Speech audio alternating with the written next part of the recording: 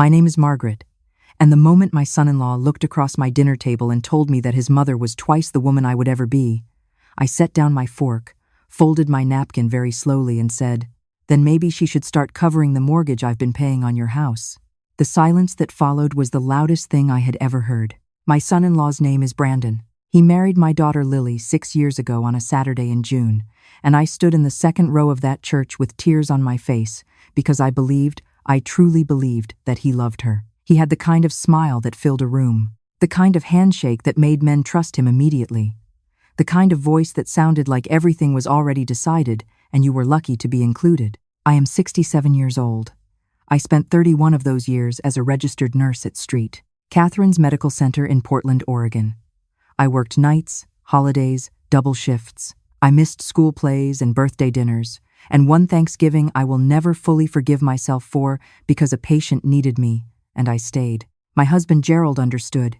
He always understood. He was an electrician who read novels on his lunch break and made the best biscuits I have ever tasted. And when he died of a heart attack 11 years ago, at the age of 59, I sat on the floor of our kitchen for 3 hours before I was able to stand up again. After Gerald died, I had 2 things left that mattered: my daughter Lily and the house on Clover Street where we had raised her. A cream-colored colonial with green shutters and a garden I had neglected for years but always meant to fix. Gerald's tools were still in the garage. I couldn't bring myself to move them. Lily was 24 when her father died. She was working at a marketing firm downtown and living in a studio apartment that I paid half the rent on, though she didn't know the full amount of what I contributed because I had asked her landlord, an old friend of Gerald's, to list the rent at a lower number on her lease. I didn't want her to feel like a burden. She was never a burden. She was everything. She met Brandon at a work conference 2 years after her father passed. He was in sales, confident, fast-talking, the kind of man who always knew the wine list. He took her to nice restaurants and sent flowers to her office and proposed on a rooftop in downtown Portland with a ring I privately thought was too large for a man still paying off student loans. I liked him at first. I want to say that, clearly. In those early months, he was charming and attentive, and he always stood up when I walked into the room. He called me Margaret, never Mom, which I respected. He asked Gerald's opinion on things. Through Lily, "What do you think your dad would have thought about this?" And that small gesture caught me off guard every time in the best possible way. The shift was gradual. It's always gradual. That's the thing no one tells you about watching your child fall into an unhappy marriage. It doesn't happen all at once. It happens in layers, a tone here, a dismissal there, a Christmas where he spent most of dinner on his phone and glanced up only when the food arrived, a birthday where he got the date wrong and covered it with a laugh that dared you to take offense.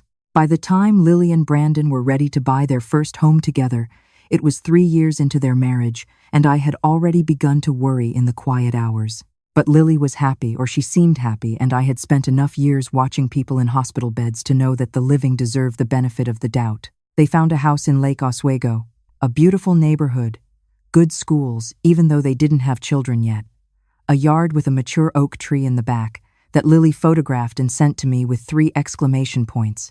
The price was just over $400,000. Brandon was bringing in good money that year. Lily had gotten a promotion. On paper, it should have worked. But the down payment was the problem. Brandon's parents, Richard and Carolyn, who lived in a large house in Scottsdale and drove matching SUVs, and sent Brandon a birthday card with a $50 bill inside, well into his 30s, were not in a position to help. Richard had made some investments that hadn't gone the way he'd planned. Carolyn managed a real estate office, but the market had been difficult. They were fine, but they were stretched. Lily called me on a Tuesday evening and tried to have the conversation the way she always tried to have difficult conversations, carefully, with a lot of preamble, apologizing before she'd asked anything. I let her talk for about 4 minutes before I said, "How much do you need?" she told me. I already had it set aside. I had been setting money aside since Gerald died. Not because I planned to give it away, but because saving was the only thing that made me feel safe when I had nothing else to hold on to. I asked her one thing. Let me talk to the mortgage broker directly so I could make the arrangement properly. She agreed. What I did not tell her, And what I have spent a great deal of time since then, deciding whether or not it was the right choice, was that I didn't simply contribute the down payment. I also set up a secondary payment structure with the broker, a private arrangement through Gerald's estate account that covered the difference between what their income qualified them for and what the actual mortgage required. It amounted to approximately $600 a month. Not a fortune. Not nothing. I did it because I wanted Lily to have that house with the oak tree. I did it because her father would have done the same. And I did it quietly, without drama. Because I am a nurse, and nurses learn early that the most important work you do is usually invisible. Brandon never knew, or rather Brandon never asked. That is, I think, the part that I have turned over in my mind the most in the months since everything unraveled. He knew, on some level, that the down payment had come from me. Lily had told him that. What he had apparently constructed in his mind was a version of the story where that was a one-time gift, a grandmother-type gesture, a check written and forgotten. He never once sat down with Lily to go over where all the money was going. He never once looked at the mortgage statements carefully enough to notice the secondary account. He simply moved into that house and called it his. I watched him grill on that back porch. I watched him host his friends from work in that living room. I watched him tell people at parties I was at 2 of them we found a great place in Lake Oswego, got a good deal on it. Never a mention of where the deal came from. Never a word. I told myself it didn't matter. I had not given that money to be thanked. I had given it for Lily. But things have a way of mattering eventually. It was Easter Sunday. Lily had invited me for dinner, and I had offered to bring the ham and the scalloped potatoes, which I have made every Easter since Lily was small, with the recipe Gerald's mother gave me before she passed. I arrived at 2 in the afternoon with 2 casserole dishes and a bottle of white wine I knew Lily liked. Brandon answered the door in a polo shirt, drink already in hand, and told me I could put everything in the kitchen, as though I were a caterer who had arrived at the service entrance. Carolyn and Richard were there. I had not been told they would be there. I want to be fair. Richard is a quiet man, fundamentally decent, who has spent a lifetime being managed by the louder people around him. He shook my hand warmly and asked about my garden. Carolyn was polished and pleasant in the brittle way of women who have decided that pleasantness is a form of armor. She had reorganized Lily's spice rack and was arranging flowers from a store-bought bouquet when I walked in, humming to herself in a way that suggested she had been there long enough to feel at home. Dinner started well enough. The ham was good. The conversation moved the way Easter conversations move, surface level, warm, nobody saying the thing they're actually thinking. Lily kept touching my arm when she passed things to me, those small gestures she has always used to communicate across a crowded room. I see you. I'm glad you're here. It was Carolyn who opened the door without knowing she was doing it. She was talking about their house in Scottsdale, a renovation they had just completed, a new kitchen with marble countertops, a statement piece, she called it, because that's how she talked about things in her home, as statements rather than simply rooms. And then she turned to me genuinely, I think, not unkindly, and asked, Margaret, have you ever thought about updating your place on Clover Street? It's such a sweet house. Gerald kept it beautifully. It was a simple question. A benign question. I said something about the garden being my current project and left it there. But Brandon had been quiet for most of the meal, which I had noticed. He was on his second drink before the main course, and his third by the time we were clearing plates. He had the look of a man working something out internally, some argument he'd been rehearsing, and I have worked with enough people under stress to recognize the signs. He had been passed over for a promotion that week. I found this out later. He had been counting on it. The money would have changed their situation considerably. Without it, he was looking at a year of tighter budgets and hard conversations, and Brandon was not a man who handled that kind of limitation with any grace. Lily was in the kitchen. Richard had stepped outside to check his phone. Carolyn was talking about a neighbor's renovation project, and Brandon looked at me from across the table. You know, he said, in that particular tone, casual, friendly on the surface, with something cold underneath. My mother redid her whole kitchen last year. Saved up for it herself. She's always been incredibly self-sufficient. I looked at him. She raised 3 kids on one income for 2 years when my dad's business had trouble, he continued, and I understood now that he was building to something, laying each brick with care. just handled everything. Didn't ask for anything from anyone. That kind of woman is honestly rare. She sounds wonderful, I said, and meant it. He looked at me steadily. She is. She's the kind of woman who figures things out for herself instead of relying on other people. There it was. I think he expected me to shrink. I have seen that expectation many times in my life from patients' family members, from administrators, from young doctors who hadn't learned yet. The expectation that a woman of a certain age, a woman who is quiet, a woman who brings ham to Easter dinner, will absorb the insult and say nothing. I put my fork down. I folded my napkin. I placed it beside my plate the way you set something down when you know you won't be picking it up again. Brandon, I said quietly, when did you think the difference on your mortgage started getting covered every month? He blinked. What? Your mortgage, I said. The gap between what you and Lily qualified for and what the house actually cost. $620 a month for the past 4 years.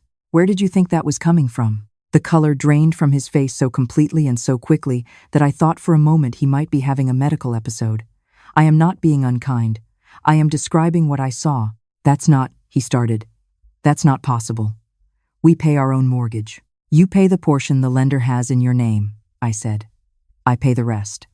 I arranged it with the broker before you closed. Lily knew I contributed to the down payment. She did not know about the monthly arrangement. I handled it through Gerald's estate account because I did not want it to feel like an obligation for either of you. Lily was standing in the kitchen doorway. I had not heard her come back. She had a dish towel in her hands, and she was very still.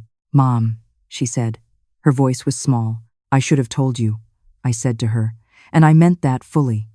I kept it quiet because I wanted you to feel settled in your home without the weight of it. That was wrong of me. I'm sorry. Carolyn had stopped talking.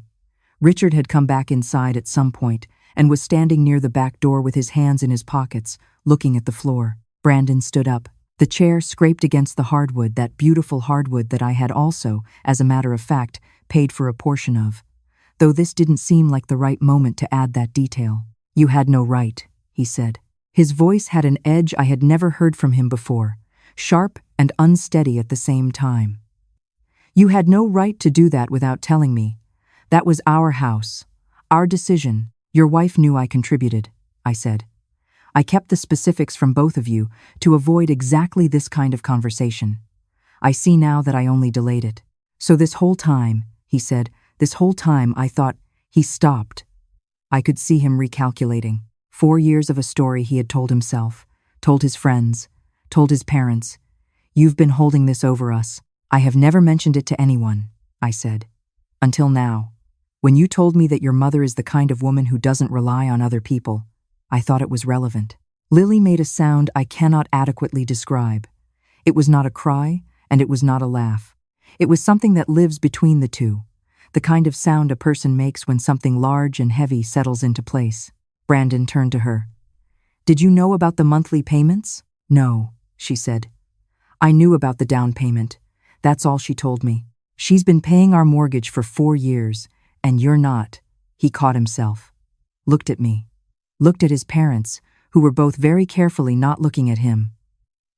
This is unbelievable. What is unbelievable? I said, and I kept my voice even because I had 31 years of practice keeping my voice even in difficult rooms, is that you have lived in that house for 4 years, eaten from your mother-in-law's kitchen every holiday, accepted every birthday envelope and every Christmas check, and just told me to my face that the women in this family who handle things quietly and without recognition are worth less than women who make sure everyone notices. I don't think that's the argument you meant to be making, Brandon.